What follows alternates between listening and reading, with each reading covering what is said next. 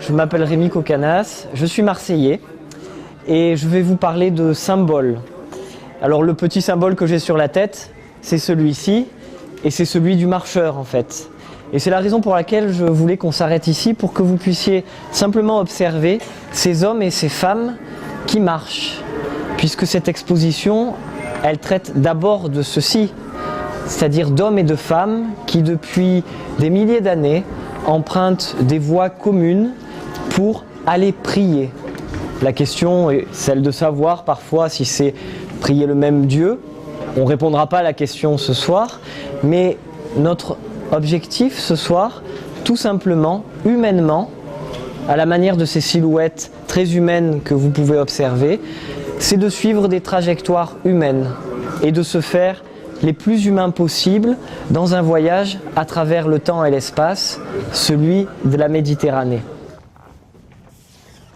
Alors je vous propose de regarder ce tableau qui représente Abraham et les 3 anges.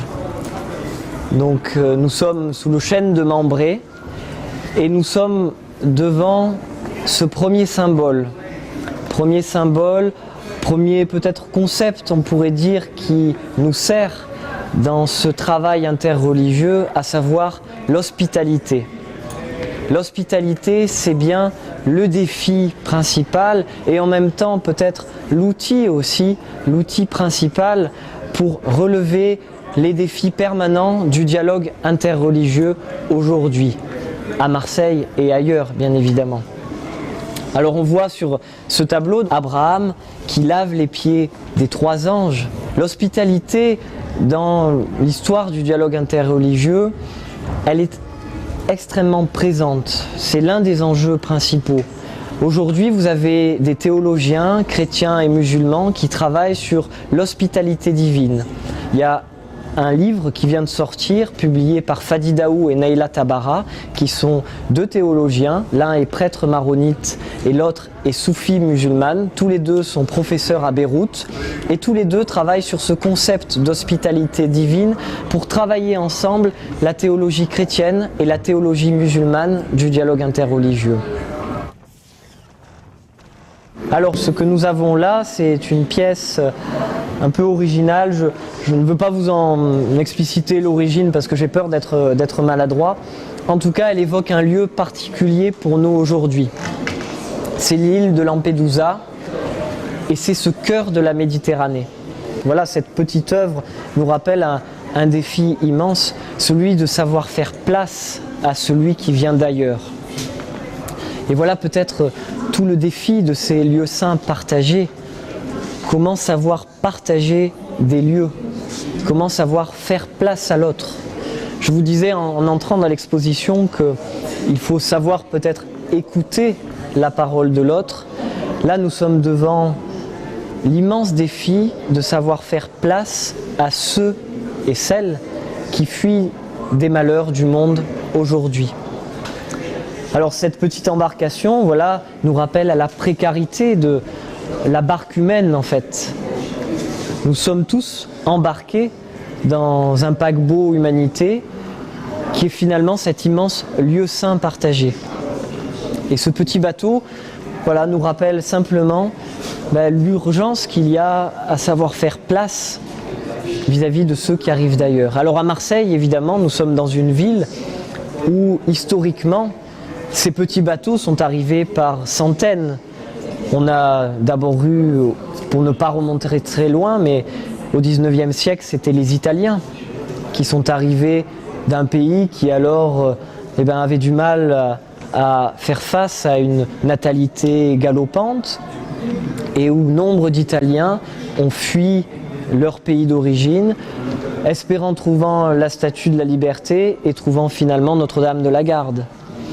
Et ces Italiens qui arrivaient au début du XIXe siècle, d'abord du nord, sont arrivés ensuite, pour la plupart, de Naples et du sud de l'Italie. C'est cette masse d'Italiens qui est venue peupler à Marseille le grand quartier de la Belle de Mai. Et n'oublions jamais qu'à la fin du XIXe siècle, les ratonnades concernaient les Italiens aussi.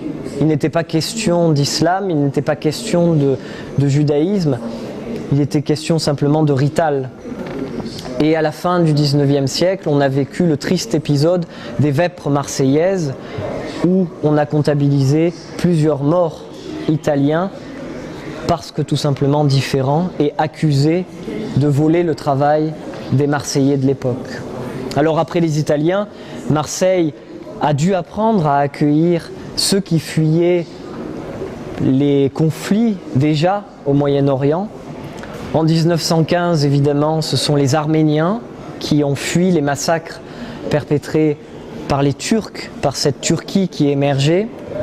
Après les Arméniens, toujours des chrétiens donc, ça a été les Juifs qui ont dû fuir l'avancée des Allemands, qui arrivaient non pas de l'Est mais du Nord.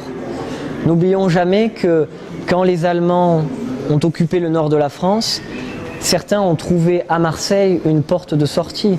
Et des grands noms comme Walter Benjamin, le philosophe allemand, qui avait d'abord fui à Paris et qui a ensuite trouvé à Marseille, d'abord, croyait-il, un lieu de sortie et puis en fait une impasse. Il est allé mourir sur la côte de Perpignan. Et puis après, ça a été évidemment la masse des Maghrébins, des Kabyles, qui à Marseille ont été employés pour remplacer les Européens dans les différentes fabriques, les différentes usines, et qui ont peuplé les quartiers nord, les quartiers de l'étang de Berre, etc. Et puis évidemment en 1962, les Pieds Noirs, qui ont fui les événements, comme on disait, les événements de la guerre d'Algérie, et qui à Marseille ont trouvé la porte d'entrée dans cette métropole qui les avait plus ou moins, suivant les discours et les logiques, lâchement abandonnés. Voilà donc Marseille qui, tout au long de ces 2 derniers siècles, a dû accueillir des personnes qui, comme ce personnage qu'on voit, tendaient la main pour fuir le désespoir.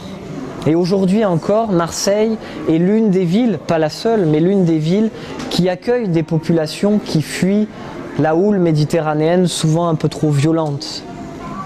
Des personnes qui arrivent d'Égypte, des personnes qui arrivent du Proche-Orient, évidemment de la Syrie, et puis des personnes qui arrivent d'Afghanistan et qui arrivent d'Afrique sahélienne, d'Afrique de l'Est, et qui trouvent à Marseille peut-être une porte d'entrée dans un monde qu'ils espèrent meilleur. La question évidemment c'est, est-ce que ce personnage-là arrivera à toucher la main de celui qui lui tend pour être sauvé? C'est à nous que la question est posée. Alors on va continuer devant ce tableau. En tant que Marseillais, il me fait penser à certaines images que j'ai eu l'occasion de voir, comme vous d'autres, je pense, à Notre-Dame de la Garde, par exemple. Ce personnage qui arrive par voie de mer, comme on voit dans le médaillon qui surplombe la Vierge Marie à l'intérieur de la basilique Notre-Dame de la Garde. Si vous regardez au fond, il y a ce médaillon où on voit un bateau avec des voiles aux couleurs de la Vierge Marie, le bleu et le blanc, et qui arrive par voie de mer et qui trouve à Marseille un port d'attache. Là aussi, ce personnage arrive par voie de mer et arrive sur des côtes. Est-ce que ce personnage trouvera un port d'attache? Et puis, ce panneau, vu qu'il y a plusieurs femmes qui sont représentées sur cette voile, me fait évidemment penser aux Saintes Maries. Les Saintes Maries qui ont débarqué, disons, à l'embouchure du Rhône et qui ont apporté avec elles le message de l'Évangile. Ce message qui va être à la base de la construction de l'Église et donc à toute l'aventure de l'Europe occidentale, ce qu'on va appeler la chrétienté. Alors on va justement parler de la femme en particulier à laquelle cet espace est dédié, à savoir Marie. Marie qui est le grand personnage partagé par les chrétiens et par les musulmans.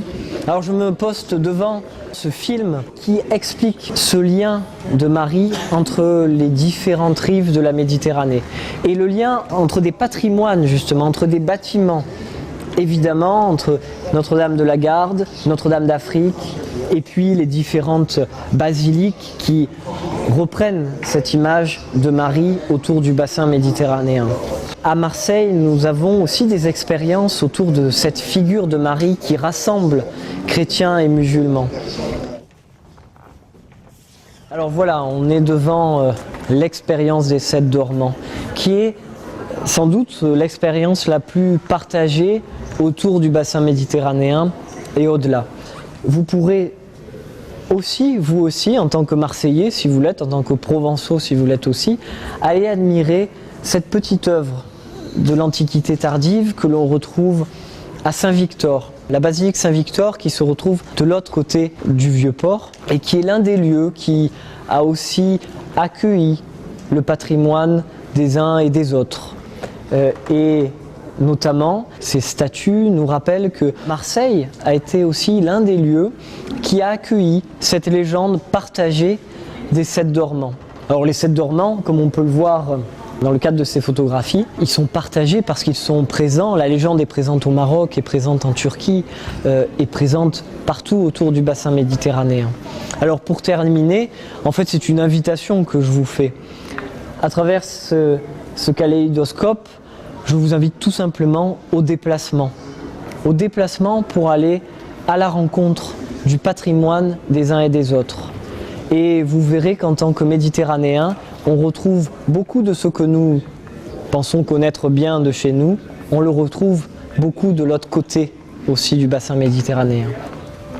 Et sachant cela, eh bien peut-être que des barrières pourront peut-être s'abaisser.